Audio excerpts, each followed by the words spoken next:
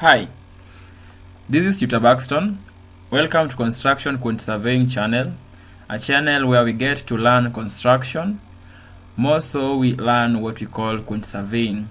In our most introductory section, we managed to give a description or a definition of what quantity surveying is, and this concept can generally be defined in simpler terms as just cost management of a project, from estimation, management of the cost as you build or as you do construction until completion, and as well maintenance of that particular project in matters cost.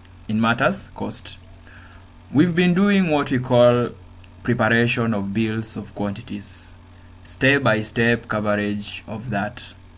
Up to where we've reached, we got to do our bills of quantities from scratch, in the sense that we got a blank spreadsheet or a blank Excel. From the blank Excel, we've now managed to transform it, make what we call our own template. In terms of those who don't have idea or don't have another template from somewhere else, and it's always good for you to be able to make your own template without having to rely on someone else's. So that is what we've been doing for the past 2 sessions. And this is something that we are going to continue doing until we reach a point that we are competent in our preparation of bills of quantities from the plan. From the start, we got to just understand what we call now the description of the drawing or interpretation of the architectural drawing and the structural drawing. Then we started using those items. We managed to make our plan, or what we call this part called the cover page, and we go and understood the items that have to be there. Then we went to preliminaries cover. Okay, this is just like a topic, giving you just one page where you are introducing the subsequent items that are going to follow. Then we get to what we call now the preliminaries. So from where we left in our previous session, we introduced the preliminaries. Up to this point, there are those few items which we got to learn or we got to understand in explanation and so on. From this point, we learned a very important tip that we need to make our what we call the borders and so on. So as we learn the bills of quantities at large, we are also appreciating the fact that you can edit your own Excel to be very, very outstanding. Okay, so that by the end of the day you have a document that is very much presentable. So that is the initiative, and that is the stage where we are in terms of our preparation of bills of quantities. That stated, I would appreciate that for the new viewers, please make a subscription to this channel, because what we learn, you will appreciate that it's more in-depth. It's quite procedural, building on each and every concept as we go on and on. That puts you in a better position to be able to understand what exactly we are learning on each and every session.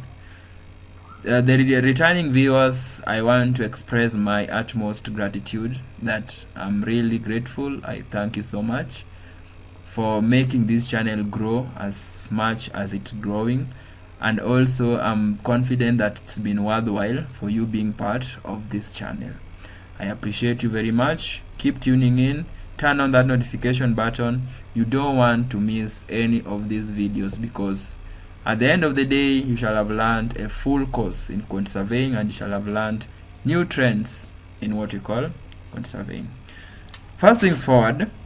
In our previous session, we started doing what we call the particular preliminaries, where we understood that particular preliminaries are those preliminary items which are very specific to that particular project. And in that case, we ought to learn a few of them. These are two, just the two of them: location of site, scope of contract, just describing what the project is about, and so on. So there are also more that we need to cover in that regard, so that we move forward, intending to finish this particular coverage in this very session.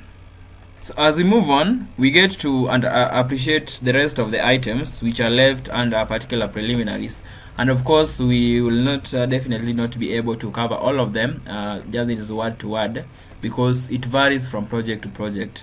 And also, it's always at the discretion of the quant surveyor or whoever is undertaking to do that particular document. So not all of them can be included, but then at least there are those key items which we have to put in place.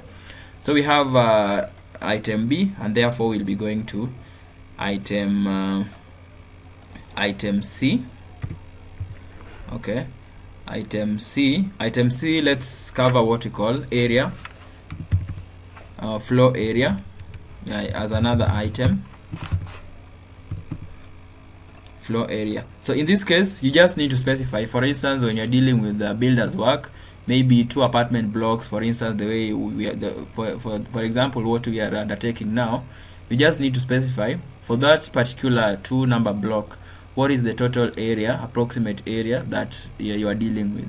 And this is important because in most cases you find that there are those projections in terms of estimate or cost that maybe a bidder is able to project that this particular project should be able to cost this much based on the total floor area of that particular project. So you just state here, for instance, this project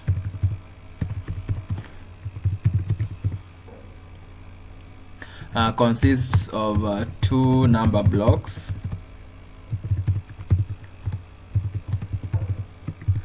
of total approximate area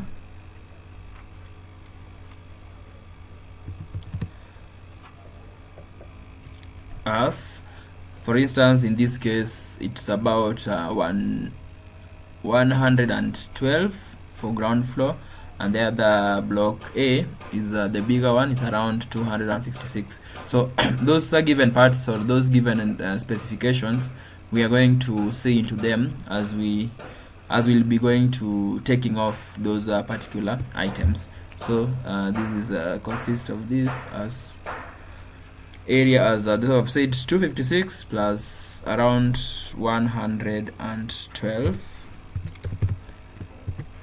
and those are just for the ground floors. But then of course the total area should be added. You should add even the areas to the upper floors. So this one, let's take, for instance, let's take 368 square meters. Okay, yes, then as usual we keep making sure that we edit our document as we go on. So every bit we make to edit. So the floor area, what I've done is I've just wrapped the text so that it falls within the cells that have been provided. Then item D that we can also talk about is we've talked about scope, location of site, clearing away. Then we can also talk about signboard as another item. Signboard. So when you talk about signboard, this simply is just giving the identification. So normally you specify in terms of these specific signboard, what are the minimum threshold, what are the minimum requirements that you have, that you need, for instance in the lettering, or how should it be material that it's made of, how legible the writings on that signboard should be, and the particular parties that you need to specify on that particular signboard. So these are simply items that are contained in that particular item. So you'll go to E. Of course, just below the signboard, you need to include now the specific descriptions that are concerned with the signboard. So we've talked about that. Then we'll go to lab or labor camps.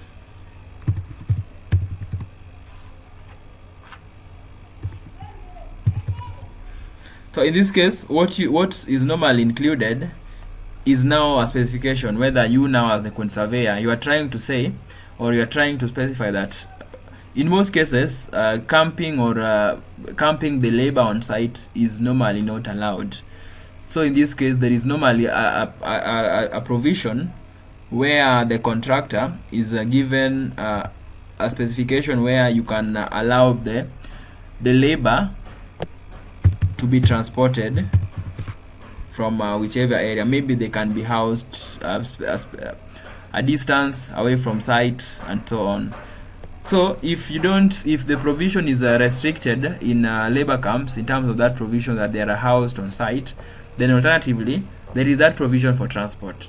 So as a quantity surveyor, you can always give some amount of money to cater for that transportation of labor from whichever position that your labor is coming from. So this one, it's balancing out at that point. So you won't price the labor camps because definitely you've been told that there is no camping of labor on site. But alternatively, you've been shown that you can give some amount of money for transport. So this transport, it can always be transport for the materials and also transport for the labor to site. So in that manner, you are at liberty to decide which exactly to give some cash or some allocation of costs in that particular manner. Then we go to G. Yes, at G we have, for instance, security. Then we can have security. This is normally a cost item, and the reason is you as a contractor or the quantity surveyor who is preparing the document, these are bills of quantities, you are going to provide that the contractor is normally the one in charge, especially after the handing over of the site. Then that means every other item that is on site is entirely the responsibility of the contractor, and therefore the contractor normally gives some amount of money for that particular security personnel that is going to be employed on site to take care of those materials, to avoid those pilferages or theft of the materials.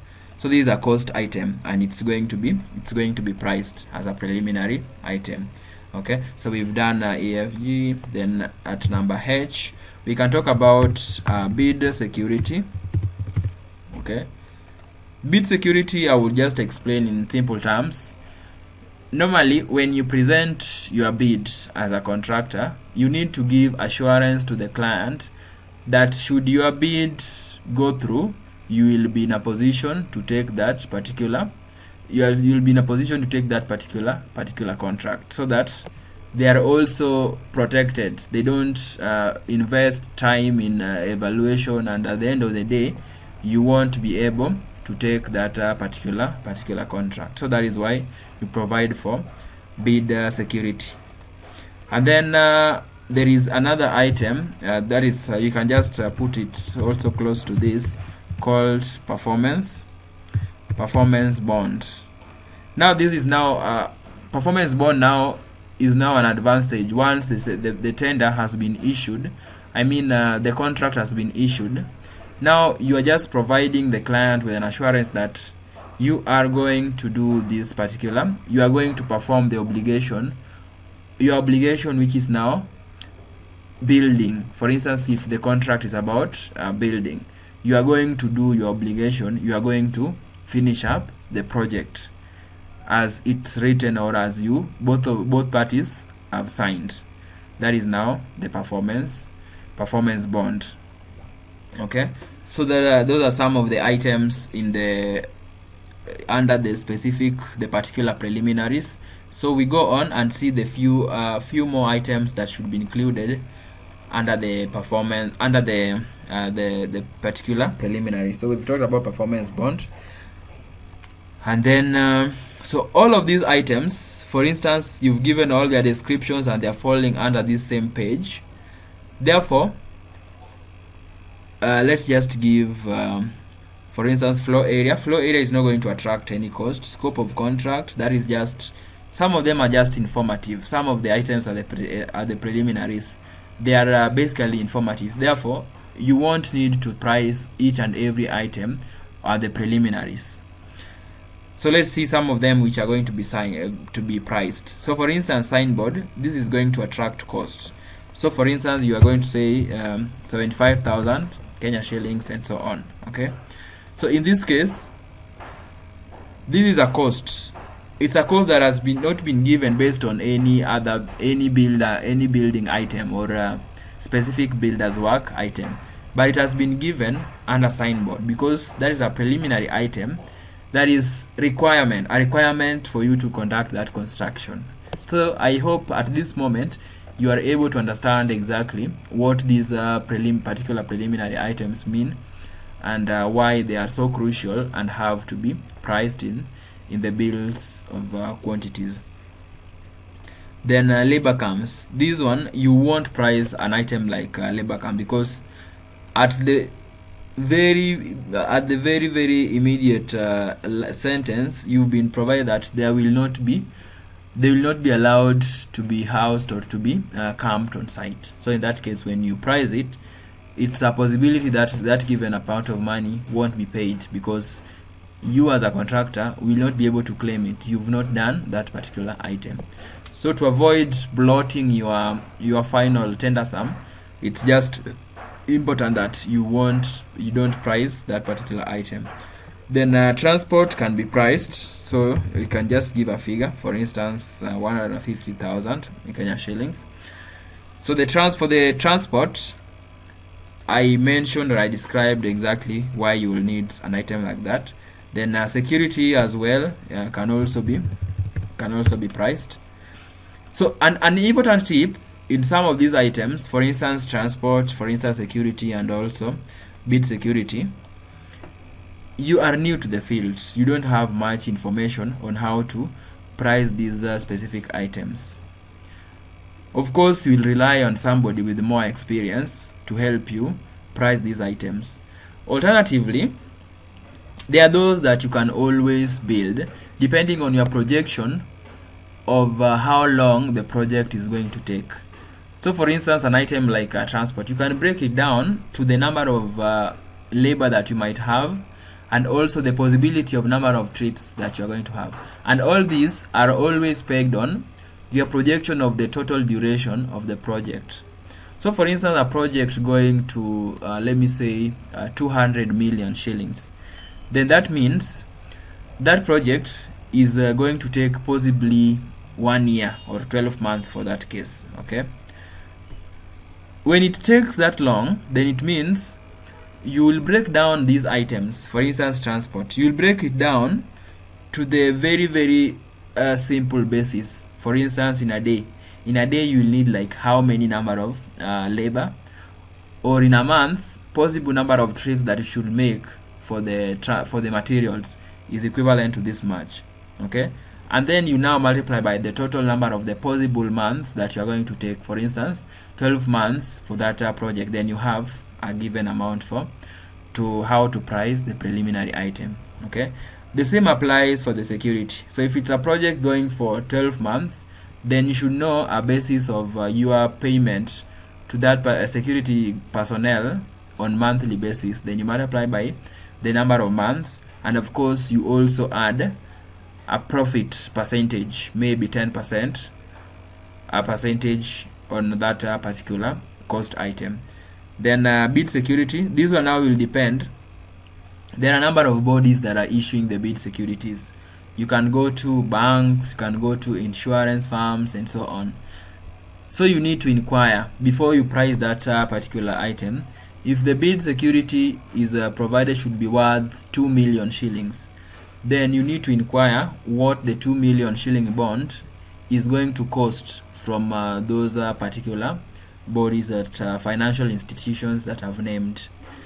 So that is how you arrive to pricing that particular item. You won't just price it without having the first-hand information from the bodies that are providing, financial institutions that are providing those items, so that you are very precise and you have your document very much accurate.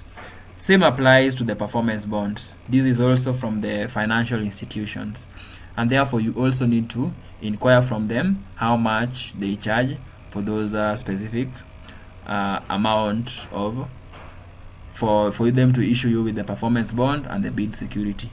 So these are just basic tips of you knowing exactly what you are talking about and how to go about what we call the preliminary items and pricing. So you will have for instance, in this case, let's just say bid security will be, for instance, 50,000, and then performance bond here will be, let's say, 150,000. Now that's a million, so I need it to be 150,000. So you notice that we have a total, it's coming to around 825,000. Okay, so this is total for your particular preliminaries. Of course, these items, they might fall into different pages based on when you beef it up with the correct statement for the descriptions, they'll probably overlap to the next page. Okay, so when they overlap to the next page, then it means you are going to have, for instance, for me to make this other page to also be, so I'll just copy what I have here. I'll copy this particular part. Of course, row 1 and row 2 were similar. It means they were copied on every page. Okay, so it means as long as I can copy this particular part, then it's just going to be sufficient. So I copy that here. Okay, so for the new viewers, what I'm saying is that I didn't want to repeat row number 1 and row number 2 for every other page, copying it on every other page. So instead of doing that, I made this title to be repeated, and what I did, you just highlight those 2 rows, and then you go to this is it's the page layout tab, and then you get to print titles. So when you click on print titles, you are at liberty to print titles that you want repeatedly on every other page. So I highlighted those 2 pages, those are 2 rows. Okay, you can see the 2 highlighted rows is row number 1 and row number 2. So that will be repeated on top of every other page. So that is just a simple hack on how to go about that. Okay, so therefore I've just copied number 3 onwards up to down here, the final page. So this is still particular preliminaries as well. You don't need to repeat this on every page. That is my recommendation. So you can delete that. So once you have, then you notice that the pages are not that demarcation which I was having is not there. But then I need to know where the pages are ending, because if it overlaps from what you are viewing, then it's even going to be overlapping even when you finish up this document, and your document is not going to be looking very good. So you go to the view tab and then get to page break. Okay, page break preview. So you can see whatever is dark, the gray dark part means that part is not going to be printed out. Okay, but then you notice that this one is going to be printed out, but this particular summation of this page is overlapping to the next page. So you can just delete those you can delete 2 rows so that it's stretched and it's within 1 page. Okay, you can see it's looking good. Okay, then you go to the next page. So in this side, I'm just using this part to illustrate. So there are those parts that I'm not going to repeat. I'm going to delete as well these other areas. So what I'll do, because I want to use this to illustrate further, so I'll take these 2 items, okay, the bid security and the performance bond. So delete them from here, and instead, okay, you can as well just stretch this. You don't have to delete it. Okay, the aim is that your document should be very, very organized from this point onward, so that when you print it out, it's still going to be very, very presentable. So I only want to show these 2 items here that way. So this is a new page. So for every new page, you start by for the item, you start by indicating an A. So every page is treated as a fresh page. Okay, and the reason I'm explaining that, you notice that For this part, it was A, B, C, D, E, F, G. Okay. So if this page 1 is full, then you go to page 2. So page 2 is not going to be a continuation of numbering of the first page. Instead, you start it afresh. That is what I'm trying to explain. So when you start it afresh, then that page is going to be an A, B, C, and so on. When you complete that page, then you do the same for the next page. So that is the basis of doing your numbering, or doing your how you number your items. Okay, so you do that, and then this page also, this is total carried to collection for particular preliminaries. Okay, then this is total carried for collection particular preliminaries. Then this total should be from here. Okay, as well, you notice that it started from this particular point. So this is 200. So it simply means the summation is given for every page.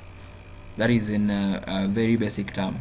So summation has been given for every other page. So this is page 1, it has been summed. Okay, I mean, this is page 2, it has been summed. Page 1, it has been summed. Therefore, we like to now do a collection for particular preliminaries. Okay, so what goes next is a page called collection page. Okay, so for our collection page, this is how we go about it.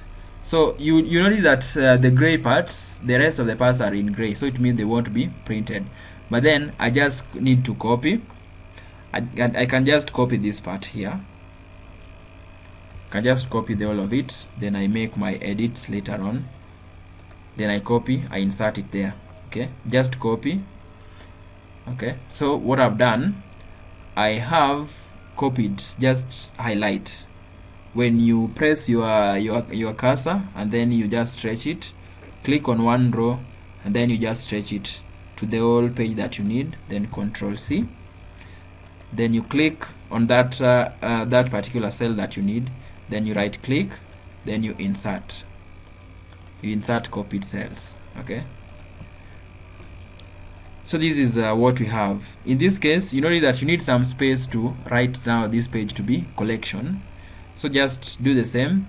Click on that. When you see that dark cursor, then you right click and then you insert, so that I have another extra column or row there. Then this page, I need it to be collection. Okay, so this is a collection for particular preliminaries.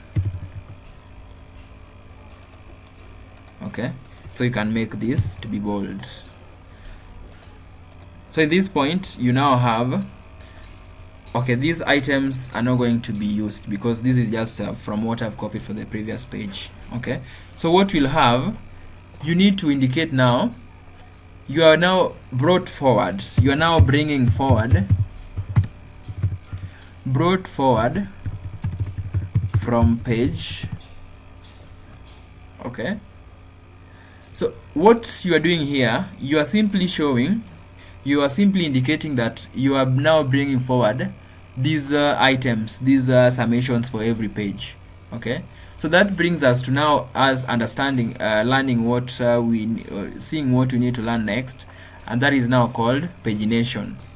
So you need to paginate these pages, so that as you are giving references, then you need to give a reference in regard to a page that you have.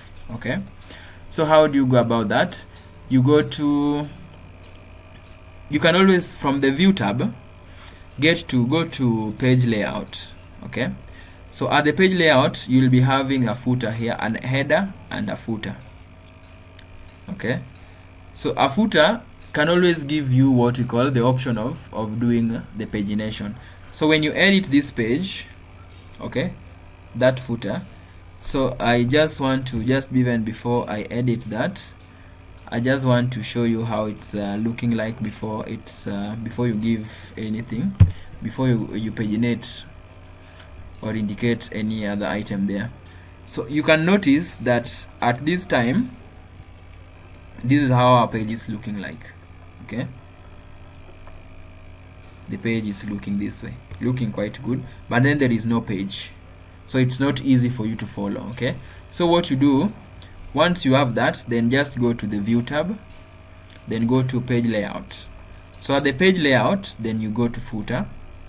At the footer level, you can indicate what you call the page. So normally I normally recommend that you can always use abbreviations to help you page it properly. So for instance, these are preliminaries, so you can say particular preliminaries. You can just use abbreviation PP to indicate particular preliminaries. Okay, and then you can put a stroke and an and. Okay, then you indicate here page. Okay, so that is a particular preliminary. So those first two words, the first word is the particular, the double P, which implies for particular preliminaries. And then now you also need to include pages with that particular part.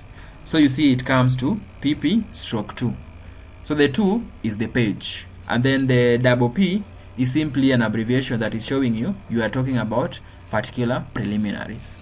Okay, so you simply type it there in the footnote, and then you can also have, yes, you can also indicate now another item at the footer. At the footer, you can also indicate maybe whoever is doing the work. So you can talk about tutor Buxton. So in this case, it's your discretion to decide what you need to indicate at the footer. But the very essence, I've indicated one. I've indicated the page, and also you can indicate the surveying body. You can indicate the contractor, anybody else that you'd wish to indicate at the footer. So that is entirely on you. Okay.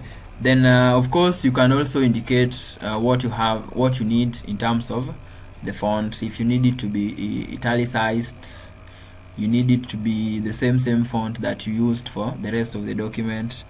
We used you can make this a little smaller, so maybe font 10, and then we do century Gothic, as we did here. Okay, then you do the same for this other part. Can also do another century Gothic. Okay, and then you do this is now, and this is 10. Can as well make it in italics as the rest of the item. Okay, so let's see the preview of that page, how it's going to be looking like. Well, so you can see there is page number, and also there's an indication of whoever has done the work. Okay, this is entirely on your, as you would choose it to be. Okay, so that is just a simple way of making the pages to be. Then I'll just get back to the view and then go back to page break preview. Okay, so that we see how to finish up that particular part. So this is a collection for particular preliminaries, so brought forward from page. So in this case, you can now confidently indicate. If you're not sure of where the pages are going to fall, then just get back to page layout, and then you indicate. So for the first item is brought forward from page. So what is the page? Just get back to data page 1. How is it indicated? So it's PP double P stroke 1 from page double P stroke 1. Okay, and then at the side where you're having the amount, just do equal sign and then go back to page 1 where that summation is indicated, and then click on that cell. Okay, then enter. That particular item brings up there. Then you'll go to number 2. It's another is from another page.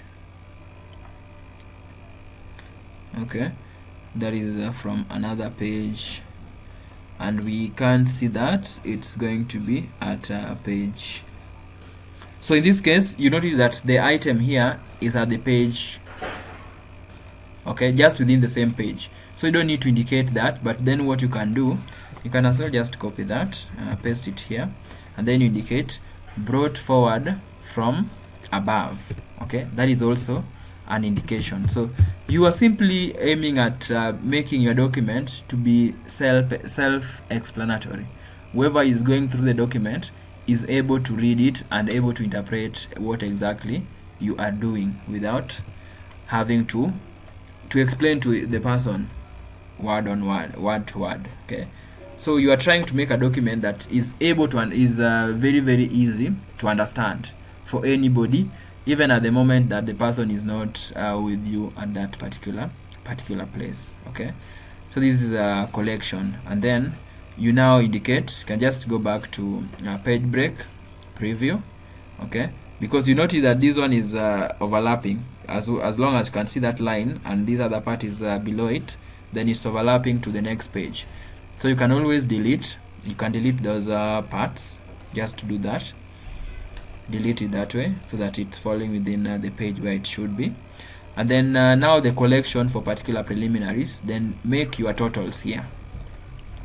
Okay, so these are the totals. So the totals for the particular preliminaries. Okay, this is total. So you can also edit this. This is total for particular preliminaries. Okay, you can always carry this carried to grand summary. Okay, so you can carry what you have as the total for the particular preliminaries to the grand summary of your bills of quantities. Okay, so that is how you go about that. So you can always go to preview so that you keep checking how your document is looking like.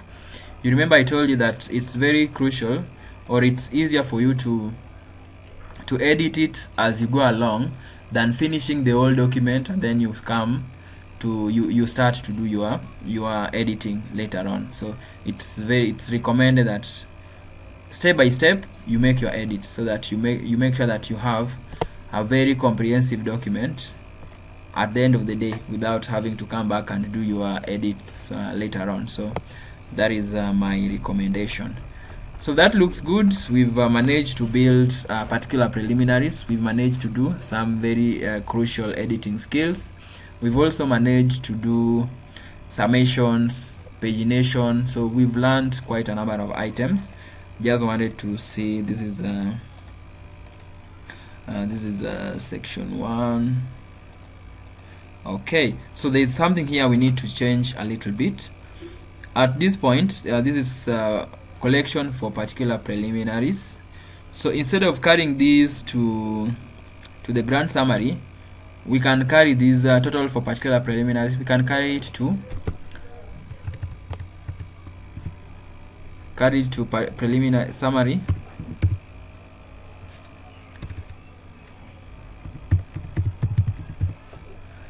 Carry to summary for preliminaries. Okay, so in this case there is normally, I can tell you for free that there is normally not a specific way of doing this particular item, or the way you would arrange your work and so on. Okay, so I'm looking forward to having now our preliminaries as just a single item at the grand summary level, but then somebody would wish that you have particular preliminaries also presented at the grand summary, and also what we call the general preliminaries also as an independent different item.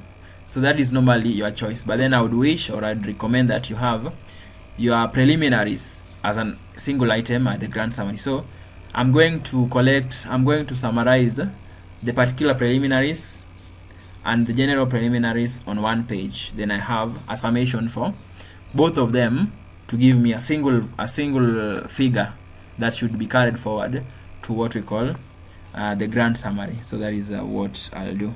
Then that means with this section 1 still remains. Okay, then this particular item that you have is on particular preliminaries, but then I will include, so I'll make this to be particular particular preliminaries. Okay, so I'll make that sheet 1 to be particular preliminaries, and then now I'll make another sheet to be for general preliminaries. Then I will now do a summation of those 2 preliminaries together. Okay, so we've done all those items. Then we see what we have at the general preliminaries. Alright, so we need to do next, in our next session, we now need to do the general preliminaries, and then we do now the summation, and then we move to the builder's work in that particular order. So far so good. I can just make a preview of what we have here and see.